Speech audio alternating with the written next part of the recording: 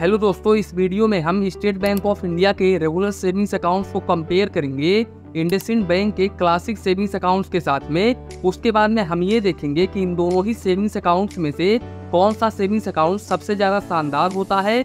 इसके अलावा किस बैंक में हमको एक सेविंग्स अकाउंट ओपन करवाना चाहिए, तो वीडियो को बिल्कुल भी स्किप मत करिएगा।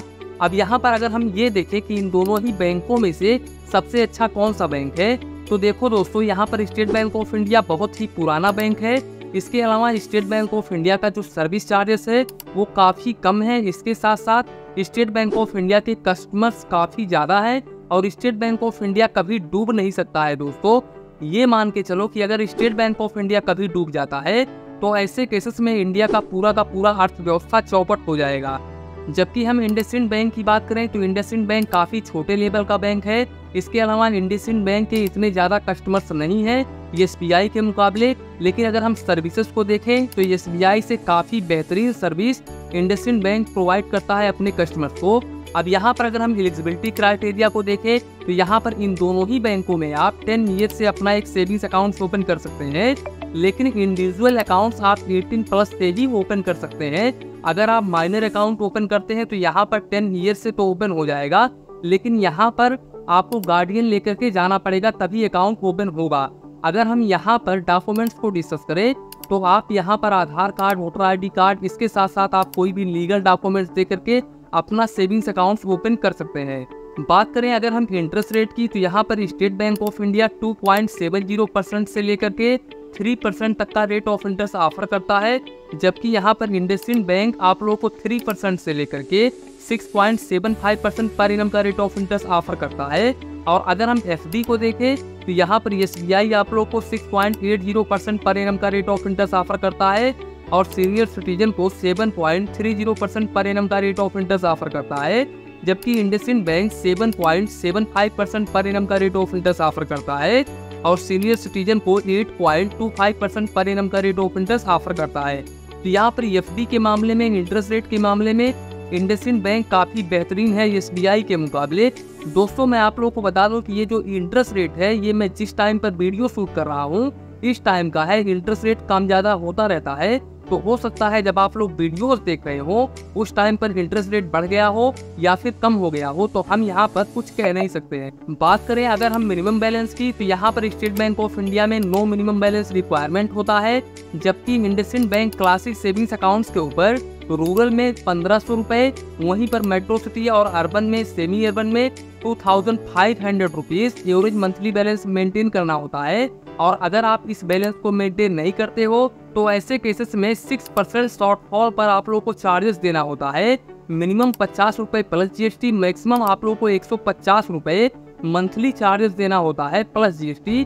दोस्तों, अगर हम एसएमएस अलर्ट को डिस्कस करें तो एसबीआई में एसएमएस अलर्ट बिल्कुल फ्री है, लेकिन वहीं पर इंडसइंड बैंक में ट्रांजैक्शंस अलर्ट बिल्कुल फ्री है, लेकिन नोटिफिकेशन जो बैलेंस का नोटिफिकेशन आता है उस पर एसएमएस चार्जेस करता है इंडसइंड बैंक, और यहाँ पर आप लोगों से 30 रुपये plus GST maximum quarterly charges करता है इंडसइंड बैंक।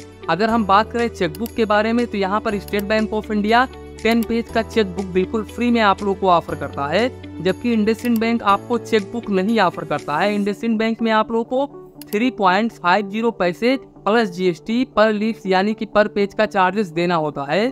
और अगर हम कैश डिपॉजिट को डिस्कस करें तो यहाँ पर स्टेट बैंक ऑफ इंडिया में आप मंथली 3 बार कैश डिपॉजिट कर सकते हैं, और अगर आप इस लिमिट को क्रॉस करते हैं तो ऐसे केसेस में आप लोग को 50 रुपये plus GST per month charges देना होता है, जबकि इंडसइंड बैंक में आप 5 बार कैश डिपॉजिट बिल्कुल फ्री में कर सकते हैं, लेकिन मंथली आप 2 लाख रुपए ही कर सकते हैं। और अगर आप इस लिमिट को क्रॉस करते हैं तो ऐसे केसेस में 4 रुपये प्लस जीएसटी पर 1000 के हिसाब से चार्जेस देना होता है। अब यहाँ पर अगर हम कैश विड्रॉवल को डिस्कस करें कि आप कितना बार कैश निकाल सकते हैं, तो यहाँ पर मैं आप लोगों को बता दूं कि एसबीआई में आप मंथली 2 बार कैश फ्री निकाल सकते हैं, और अगर आप इस लिमिट को क्रॉस करते हैं तो ऐसे केसेस में आप लोगों को 50 रुपये plus GST per transaction charges देना होता है।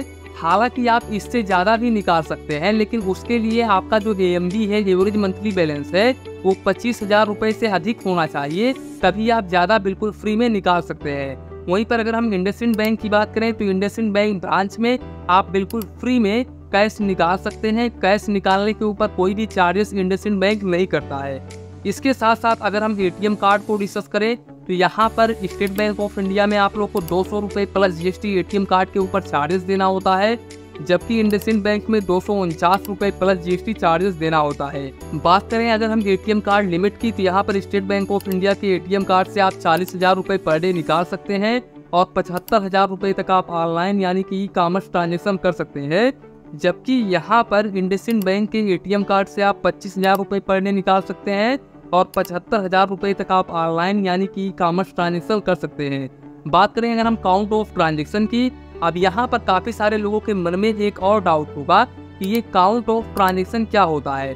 तो काउंट ऑफ ट्रांजेक्शन वही होता है जो आप एटीएम कार्ड के जरिए एटीएम मशीन से पैसे आप निकालते हो, तो आप जितने बार पैसे निकालते हो उतना बार काउंट होता है, उसी को हम काउंट ऑफ ट्रांजेक्शन बोलते हैं। मान लो आपने 5 बार पैसे निकाला या फिर 5 बार आपने बैलेंस चेक किया, तो ये जो 5 बार आपने बैलेंस चेक किया है तो ये 5 काउंट ऑफ ट्रांजेक्शन हो जाएगा, यानी कि 5 बार आपका ट्रांजेक्शन हो गया, तो उसी को हम बोलते हैं काउंट ऑफ ट्रांजेक्शन।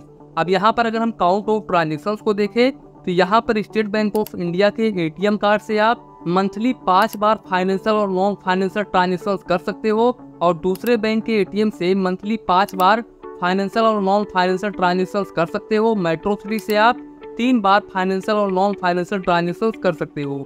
और अगर आप इस लिमिट को क्रॉस करते हो तो यहाँ पर अगर आप एसबीआई के एटीएम कार्ड से एसबीआई के एटीएम मशीन से पैसे निकालते समय कैश लिमिट को क्रॉस करते हो तो ऐसे केसेस में आपको 10 रुपये प्लस जीएसटी फाइनेंशियल पर चार्जेस देना होता है। नॉन फाइनेंशियल पर ये बिल्कुल फ्री ऑफ कॉस्ट होता है। जबकि यहाँ पर अगर आप दूसरे बैंक के एटीएम से पैसे निकालते हो एसबीआई बैंक का एटीएम कार्ड ले जा करके, तो ऐसे केसेस में फाइनेंशियल ट्रांजेक्शन पर 20 रुपये प्लस जीएसटी और नॉन फाइनेंशियल ट्रांजेक्शन पर 8 रुपये plus GST per transaction charges देना होता है। अगर आप ट्रांजेक्शन लिमिट को क्रॉस कर देते हो तो यानी कि आपका काउंट ऑफ ट्रांजेक्शन 5 बार है तो आप 6 बार 7 बार कर लेते हो तो ये चार्जेस आपको देना पड़ता है। जबकि अगर हम इंडसइंड बैंक की बात करें तो इंडसइंड बैंक में आप फाइनेंशियल चाहे तो आप फाइनेंशियल ट्रांजेक्शन करो, चाहे तो आप नॉन फाइनेंशियल ट्रांजेक्शन करो। इंडसइंड बैंक के ओन बैंक के एटीएम से कर रहे हो तो ऐसे केसेस में ये बिल्कुल फ्री ऑफ कॉस्ट है, यहाँ पर आपको कोई भी चार्जेस नहीं देना होगा। हालांकि अगर आप दूसरे बैंक के एटीएम से कर रहे हो तो यहाँ पर फाइनेंशियल और नॉन फाइनेंशियल ट्रांजेक्शन आप 5 बार कर सकते हो और मेट्रो सिटी में आप 3 बार कर सकते हो। और यहाँ पर अगर आप इस लिमिट को क्रॉस करते हो तो ऐसे केसेस में फाइनेंशियल ट्रांजेक्शन पर 21 रुपये plus GST, non financial transaction पर 10 रुपये प्लस जीएसटी आपको चार्जेस देना होता है। अब यहाँ पर काफ़ी सारे लोगों का एक सवाल होगा कि सर आपने तो बता दिया कि स्टेट बैंक ऑफ इंडिया के रेगुलर सेविंग्स अकाउंट्स के ऊपर हमें इतना चार्जेस देना पड़ेगा, इसके अलावा इंडसइंड बैंक के सेविंग्स अकाउंट्स के ऊपर इतना चार्जेस देना पड़ेगा। अब इन दोनों सेविंग्स अकाउंट में से कौन सा सेविंग्स अकाउंट काफ़ी ज़्यादा शानदार है? तो देखो दोस्तों, अगर हम यहाँ पर सर्विस चार्जेस को लेकर के डिस्कस करें तो एसबीआई काफ़ी शानदार है। एसबीआई में आपको काफ़ी कम चार्जेस देना पड़ता है, जबकि इंडसइंड बैंक में आप लोगों को काफ़ी ज़्यादा सर्विस चार्जेस देना पड़ता है। लेकिन अगर हम सर्विसेज को लेकर के बात करें कि किसका सर्विस कितना शानदार है, तो यहाँ पर मैं आपको कहूँगा कि इंडसइंड बैंक काफ़ी बेहतर है एसबीआई के मुकाबले। वैसे आप पर डिपेंड करता है कि आप कौन से बैंक में अपना एक सेविंग्स अकाउंट ओपन करवाते हो। इसके अलावा फ्रेंड्स, मैं एक बात और आप लोगों से कहना चाहता हूँ कि मेरा इंस्टा पेज नया रजिस्ट्रेशन हुआ है, यानी कि मैंने नया इंस्टा पेज बनाया है। आप लिंक पर क्लिक करके हमको फॉलो कर सकते हो। आपको नई नई वीडियो के अपडेट इंस्टाग्राम पर मिलती रहेंगी और आप जो भी वहां पर चैटिंग करोगे उसका रिस्पांस आपको बहुत ही जल्दी मिलेगा। इसके अलावा ये जो वीडियो है ये पूरी तरह से पल्स क्रिएटर के द्वारा एडिट किया गया है और अगर आप लोगों में से कोई भी यूट्यूबर है या फिर सोशल मीडिया इन्फ्लुएंसर है और उनको एडिट करने में परेशानी आ रही है तो वो पल्स क्रिएटर से कांटेक्ट कर सकते हैं। उनका लिंक मैंने डिस्क्रिप्शन बॉक्स में डाल दिया है, उस लिंक पर आप क्लिक करके उनसे कांटेक्ट कर सकते हैं। तो दोस्तों, यही था आज का वीडियो। इसी के साथ में वीडियो समाप्त करते हैं। वीडियो पसंद आया हो तो प्लीज़ वीडियो को एक लाइक करिए और अपने चैनल फाइनेंस बैंकिंग को सब्सक्राइब करिए। मन में कुछ डाउट हो, कंफ्यूजन हो तो प्लीज़ कमेंट करिए। धन्यवाद, मिलते हैं नेक्स्ट वीडियो में।